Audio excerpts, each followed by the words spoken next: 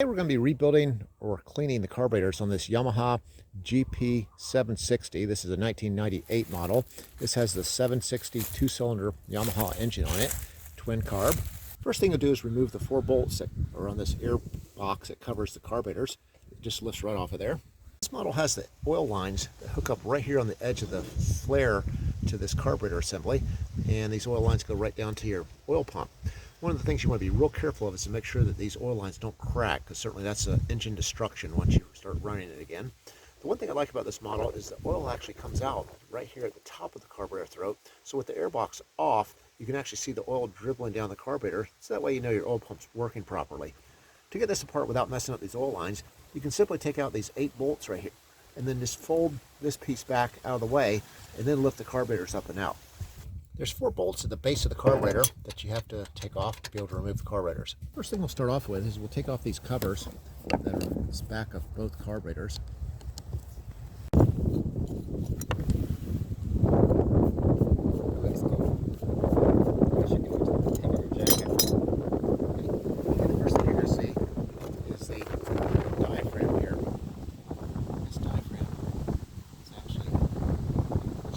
Remove the cover and diaphragm, you can see all this junk that's been built up inside this carburetor. This one definitely needs cleaning. And of course, one thing you'll take note of is the part that has the metal side on it is what went down on top of the needle valve assembly. Which allows more gas to come into the carburetor. You see, as you push down on this, you can see the needle valve going up and down there. First, we'll take the screw out that holds down the needle valve assembly. You'll see there's a spring right there behind that little seesaw. Once you get the screw out, this whole needle valve will pull out.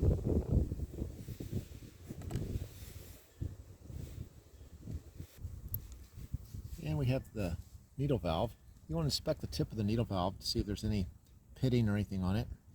Next, we'll take the screw out that pulls out the copper. This pull the screw out, which pulls out the brass seat for the needle valve. Place some meter on those pliers. Pull it right out of there. You notice there's an O-ring that goes around this thing, and certainly should be a hole all the way through there, so we need to clean this out. It's all plugged up. You can see this one's actually completely blocked, so we take our pin through here. See all the crud coming out here? Boy, did this one need cleaning. And you can see it goes all the way through to the other side. Next, we'll take out these 2 screws that hold on this plate right here. This plate is actually removable, and there's going to be a little flapper that's on the back side of where this hole is. And once the plate's removed, it will actually expose 2 jets that we're going to clean out.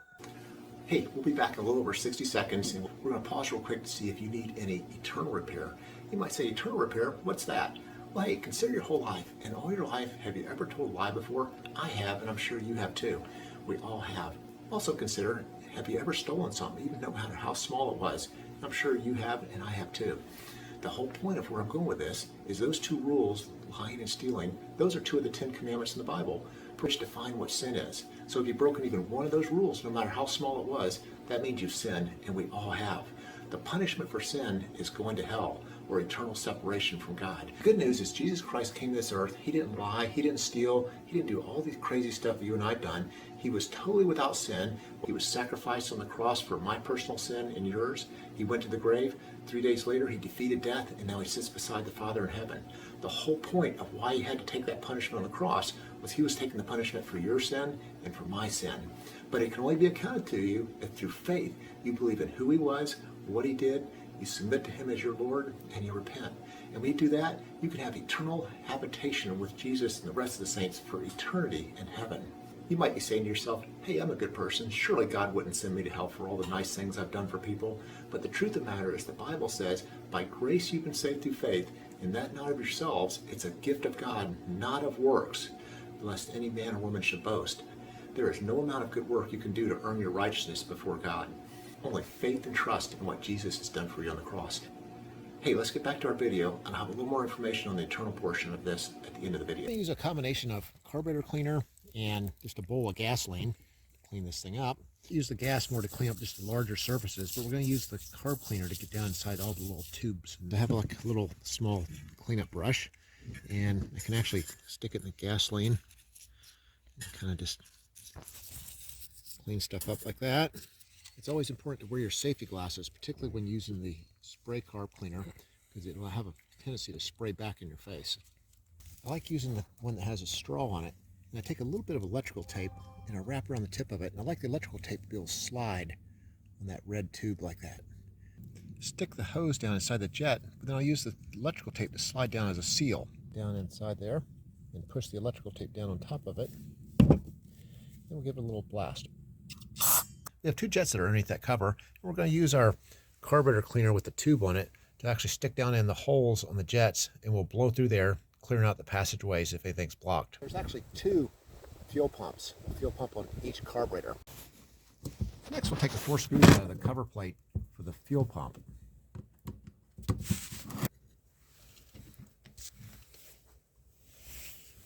This diaphragm on the backside is actually a pulse type thing, and when the motor runs, it causes this clear plastic thing to vibrate back and forth, causes the pumping action to pull gas out of the gas tank, run it through the carburetor. It actually will overflow the carburetor, and there's a return that will actually return excess gas back into the gas tank. These little plugs right here, these are flapper valves. As you get the pulse in your diaphragm, it'll suck gas through one, and then it'll push it back out the other. There's another layer now that'll lift off of this carburetor. Hold the base. Okay, there you go. As you lift it up, you'll see there's another diaphragm here on the back side. If there's any punctures in this diaphragm here, then you'd have to replace it. And likewise, on these clear plastic flapper valves, if any of them have lifted edges or anything like that, then they would have to be replaced. But if they're all laying down nice and flat, then you could probably clean them up and they'd probably be just fine. And likewise on this side, we'll use the carburetor cleaner again with the straw, and we'll blow through these passageways right here, to make sure that they're not plugged up and they're nice and cleaned out. Clean up all these flapper valves, making sure we don't damage them with the hose by sticking it through. But we'll make sure that there's no crud sticking underneath the edge of them that's keeping them lifted so they can't seal. There's 2 needle valve adjustments, one on the left, one on the right, and you'll want to screw these all the way down to the bottom, counting the number of revolutions before you take them out, so that way you'll know what the settings were when you first start working on this thing. When looking at the carburetor from this orientation, the one that would actually be lower in elevation is the low speed, and the one that's higher in elevation is the high speed. The second needle valve doesn't seem to have a slot in it. It was actually a little plastic cap that was over the top of the needle valve. For the low speed one, let's go ahead and screw it all the way in before we take it out. So we're going to do 1/2, 1, 1.5, and 1/4. So we have about 1 3/4 on this particular setting. So now we can go ahead and take it all the way out. And again, we'll pull this one out. There's a spring on here. Don't want to lose that. Make sure you also check, because there's a little rubber seal that goes over this needle valve. And when you pull the needle valve out, this may get stuck inside the carburetor body and then potentially fall out, when you go to spray or move the carburetor around. So make sure you have both pieces when you remove the needle valve. Okay, for the upper one, we'll go ahead and screw it in all the way to the bottom. On this one, we have about 1/2, and it hits bottom about right there. When we blow through the low speed, you can see it come out inside the carburetor body. Next, we'll blow through the upper one, and when you blow through it, you'll see it actually comes out in the throttle body also. Hey, as far as the eternal portion I was talking about, if you're not sure you know who God is, I encourage you to just to pray like this. Say, Lord Jesus, if you are real and you are out there, I pray you would reveal yourself to me in a tangible way. And when you make that prayer, he's going to answer it, and you will know he is real. At the point you know he is real and you're ready to accept him as your Lord and Savior, the gospel is so simple. All you have to do is just pray like this. Say, Lord Jesus, I recognize that you are the Son of God. You took the price for my personal sin on the cross. I surrender my will to your will as Lord of my life. I repent of my sin. Thank you for loving me, forgiving me, and accepting me into your eternal habitation. That's just how simple it is. But the catch is that just saying those words won't do anything for you, only unless the heart believes the words that you're speaking. For the Bible says in Romans 10:9, if you confess with your mouth Jesus Christ is Lord, which I just did, and you believe in your heart God raised him from the dead, you will be saved. Salvation only comes through faith and believing. Hey, if you get a chance, visit our website, eternalrepair.com, where we have a lot more information about your walk with Jesus Christ.